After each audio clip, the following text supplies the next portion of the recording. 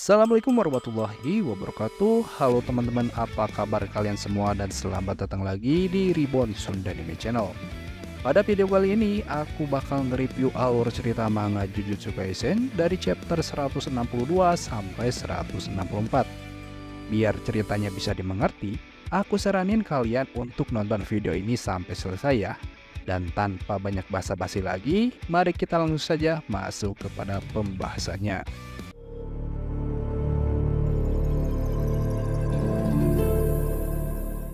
Oke guys, chapter kali ini dibuka dengan memperlihatkan pertarungan antara Itadori Yuji melawan penyihir bernama Haba yang memiliki kemampuan unik, yaitu mengubah rambutnya jadi sebuah baling-baling.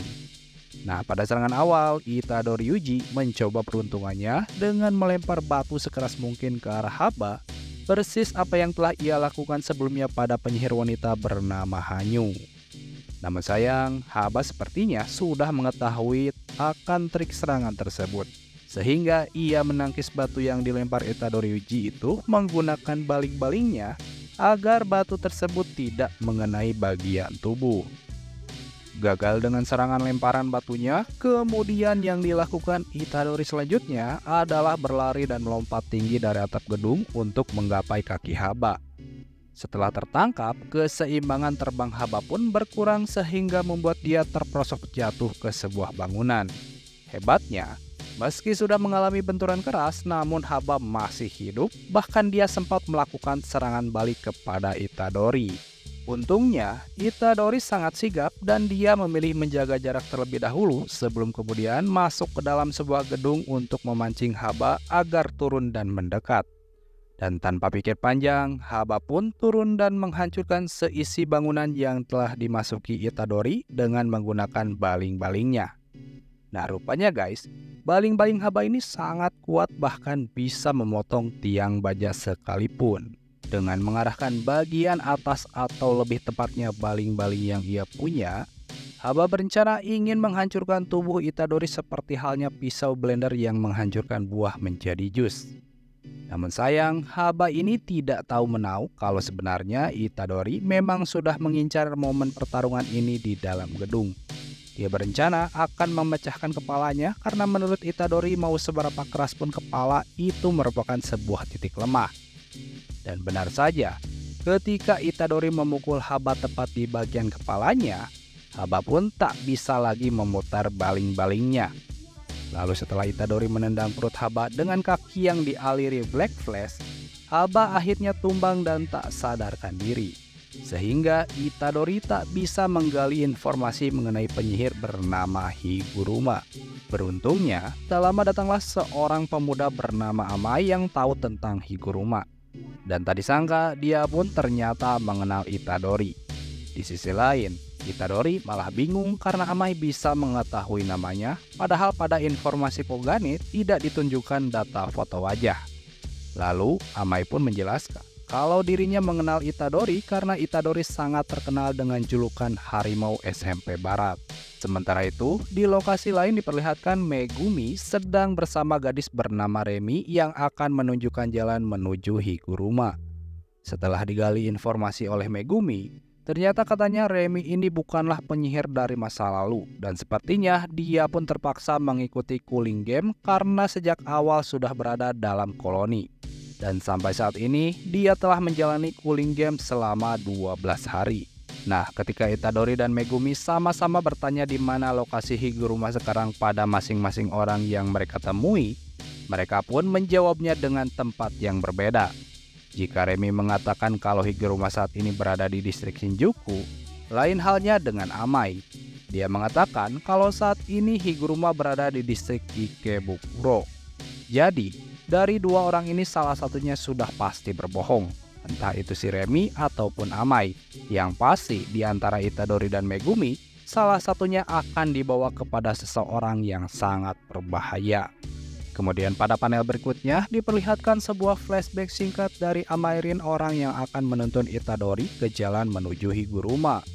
Jadi dahulu diceritakan kalau Amairin ini ketika masih sekolah SMA, dia pernah mencoba memberitahu seorang siswa yang akan menjadi korban perundungan bagaimana cara bersikap agar bisa terhindar dari perundungan. Namun sayang pesan yang coba ia sampaikan tidak dilakukan oleh siswa tersebut. Sehingga pada akhirnya siswa itu menjadi bahan bullying oleh para siswa berandalan. Tapi tak lama datanglah seseorang yang meminta 3 siswa tersebut untuk menghentikan perlakuannya. Dan ternyata orang tersebut adalah Itadori Yuji yang pada saat itu masih duduk di bangku SMP. Meski umurnya lebih muda dibandingkan dengan 3 siswa berandalan itu, akan tetapi Itadori dengan mudah mampu membuat mereka tumbang. Melihat hal tersebut, sejak saat itu Amairin pun seketika takut terhadap Itadori. Dan itu mungkin untuk pertama kalinya mereka bertemu. Balik lagi ke cerita masa kini, di mana di dalam koloni Tokyo 1 diperlihatkan gadis bernama Remi menuntun Megumi ke Shinjuku melewati rute Ikebukuro dengan 2 alasan. Yang pertama, karena di sana tanda jalannya lebih mudah. Yang kedua, karena markas Remi berada dekat di sana. Dan Remi pun mengatakan ingin mandi terlebih dahulu dan sejenak beristirahat. Sementara di lokasi lain, Amairin menunjukkan di mana markas operasi Higuruma yang berbentuk teater berada. Ia juga mengingatkan Itadori agar berhati-hati karena Hababun pernah dihajar olehnya. Akan tetapi, Itadori nampak tidak takut sama sekali. Dan dia dengan tenang masuk ke dalam gedung yang Amai tunjuk. Berbeda dengan Itadori, Megumi rupanya dijebak oleh Remi di gedung yang ia sebut sebagai markas. Di sana, dia bertemu pria dengan pakaian aneh bernama Regi. Balik lagi ke lokasi Ikebukuro, di mana di sana diperlihatkan setelah memasuki gedung teater, Itadori akhirnya bertemu Higuruma yang kelihatannya sedang tidur santai di dalam bak mandi. Ketika mengetahui kalau musuh yang ada di hadapannya adalah penyihir masa kini, Itadori pun berusaha mencoba untuk bisa bernegosiasi dengan Higuruma dengan mengatakan kalau kelompoknya ingin mengakhiri cooling game. Untuk melakukan itu, terlebih dahulu kelompoknya ingin menambahkan sebuah peraturan dengan 100 poin milik Higuruma. Mendengar hal tersebut, Higuruma pun menolaknya lantaran dirinya bisa merasakan sedikit kemungkinan di dalam cooling game dan juga dengan mempertimbangkan aturan-aturan yang ada.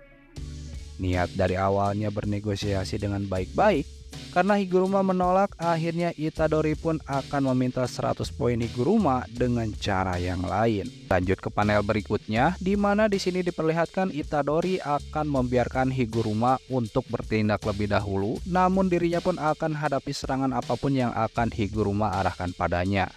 Akan tetapi tiba-tiba Higuruma langsung begitu saja mengeluarkan domain expansion, yaitu for suicide punishment, di mana di dalam perluasan wilayah ini baik Itadori ataupun Higuruma dilarang melakukan tindakan kekerasan macam apapun. Bahkan gerakan Itadori seketika berhenti ketika dirinya berniat menyerang Higuruma. Nah, perluasan wilayah Higuruma ini agak unik dan berbeda dari perluasan wilayah kebanyakan guys. Karena perluasan wilayah ini terlihat tidak begitu berbahaya. Justru perluasan wilayah ini kesannya seperti sebuah permainan. Nah, dalam perluasan wilayah ini dijelaskan kalau Itadori berperan sebagai terdakwa, lalu Higuruma menjadi jaksa penuntut dan si kutukan yang menjadi hakimnya. Lalu ketika Higuruma meminta hakim untuk memulai persidangan, sang kutukan pun dengan lantang membacakan perkara yang menjerat Itadori, yaitu Itadori Yuji dicurigai telah memasuki toko pachinko Maji Pegas sebagai pelanggan pada tanggal 16 Juli 2017 walaupun dia masih di bawah usia 18 tahun. Nah, kemungkinan guys, Maji Vegas ini sepertinya tempat judi atau hiburan malam semacamnya. Oleh karena itu, orang di bawah umur dilarang keras untuk memasukinya. Dan setelah mendengar hal tersebut, reaksi yang ditunjukkan oleh Itadori benar-benar seperti menunjukkan kalau dia memang pernah masuk ke dalamnya. Dijelaskan kalau hakim tahu apapun soal individu yang ada di dalam wilayah ini. Tapi, informasi itu tidak dibagikan kepada Higuruma dan hukuman hanya akan ditentukan berdasarkan tuntutan. Kemudian, Higuruma menunjukkan sebuah amplop yang dimana amplop tersebut adalah bukti sebagai satu pengecualian. Bukti mengenai kasus Itadori yang diajukan oleh hakim. Sebelum Higuruma mengatakan apa isi dalam amplop tersebut, terlebih dahulu Itadori harus mengajukan kasusnya untuk menghapus kecurigaan dan memenangkan keputusan tidak bersalah dari hakim. Dalam hatinya, Itadori pun berkata kalau teknik kutukan Higuruma berbasis pengadilan. Dan lencana yang ada pada kerah bajunya menunjukkan kalau dia benar-benar pengacara. Akan tetapi, saat ini Higuruma justru bertindak seperti jaksa. Lalu ia pun berpikir, Higuruma itu penyihir modern. Tapi wilayahnya ini, sejenak Itadori pun ingat apa yang pernah dikatakan oleh Master Tengen sebelumnya. Bahwa sebuah wilayah itu lebih dari cuma standar bagi penyihir masa lalu jika dibandingkan dengan sekarang. Alasannya adalah karena banyak domain saat ini adalah pasti kena pasti bunuh. Tapi di masa lalu, faktor pasti bunuh itu tidak ada. Untuk memberikan pasti kena, kau harus membuat aturanmu sendiri pada subjek wilayahmu. Itu adalah standar dari domain di masa lalu. Akan tetapi karena para penyihir menggemari metode pasti bunuh, kondisi untuk membuat sebuah wilayah meningkat tinggi. Dan wilayah menjadi teknik tingkat tinggi yang membuat pemakainya semakin sedikit. Dengan ini, Itadori pun menyimpulkan kalau domain Higuruma bukanlah pasti bunuh, sehingga tidak bisa melukai secara fisik. Dan ini membutuhkan aturan yang dijelaskan sedemikian rupa agar bisa aktif. Tak lama kemudian, Higuruma pun berkata bahwa Itadori hanya memiliki satu kesempatan untuk membuat pernyataan dan itu juga berlaku bagi dirinya. Setelah Itadori selesai, dirinya juga hanya punya satu kesempatan saja untuk membuat penyanggahan dengan bukti ini sebagai pertimbangan. Dan terakhir, hakim akan memberikan keputusan berdasarkan 6 kode. Lalu Itadori pun bertanya, apa yang terjadi kalau ternyata aku diputuskan bersalah? Higuruma pun menjawab, sayangnya bukan dirinya yang harus menjawab pertanyaan itu. Tapi sebagai kompensasi, Higuruma memberitahu Itadori kalau dia mempunyai 3 pilihan, yaitu diam, pengakuan, atau penyangkalan. Dan pernyataan palsu juga termasuk dalam pilihan penyangkalan. Jadi, Higuruma meminta Itadori agar mengatakan alasannya segera, karena sang hakim tidak begitu penyabar. Dalam hatinya, Itadori mengakui kalau dirinya memang masuk ke toko pachinko itu. Di sana, Itadori merasa senang dan dirinya pun yakin juga akan memenangkan pengadilan ini. Jika dirinya mau mengakui tak bersalah, maka Itadori takkan bisa menghindari tak berbohong. Untuk itu, dirinya harus memikirkan isi dari amplop bukti itu. Singkat cerita, Itadori pun memberikan sebuah pernyataan bahwa dirinya memang memasuki toko pachinko Mazi Pegas. Namun, Itadori hanya meminjam kamar kecil karena panggilan alam tiba-tiba. Jadi, Itadori menyatakan kalau dirinya tidak bersalah. Namun sayang, pernyataan tersebut tidak sesuai dengan apa yang ada di dalam amplop. Karena ketika amplop tersebut dibuka oleh Higuruma, isinya ternyata adalah sebuah foto yang menunjukkan hari insiden yang diambil dari kamera CCTV toko kelontong di dekat Mazi Vegas, di mana Itadori bisa menukar untuk uang kemenangan. Di dalam foto itu, wajah, ciri-ciri semuanya cocok dengan Itadori Yuji. Dan karena Itadori sudah mengakui telah memasuki toko, berdasarkan foto tersebut menunjukkan kalau pernyataan Itadori soal kamar kecil sangat meragukan. Kemungkinan besarnya adalah Itadori memang masuk toko untuk bermain walau berusia di bawah 18 tahun. Padahal di toko itu dengan jelas menolak pelanggan berusia di bawah 18 tahun. Jadi, itu adalah kejahatan masuk tanpa izin, pasal 130 akan tindak kejahatan. Lalu sang hakim pun memutuskan bahwa Itadori bersalah dan dia dijatuhi dengan hukuman penyitaan. Setelah sang hakim memutuskan hukuman tersebut, tiba-tiba mereka berdua pindah ke dunia normal. Dan anehnya, Itadori merasa kalau tidak ada yang berubah. Nah, ketika Itadori lengah, tiba-tiba Higuruma melemparkan sebuah palu tepat ke arah wajah Itadori. Belum selesai sampai di situ, Higuruma pun memperbesar ukuran palunya, lalu dia hantamkan palu tersebut ke tubuh Itadori.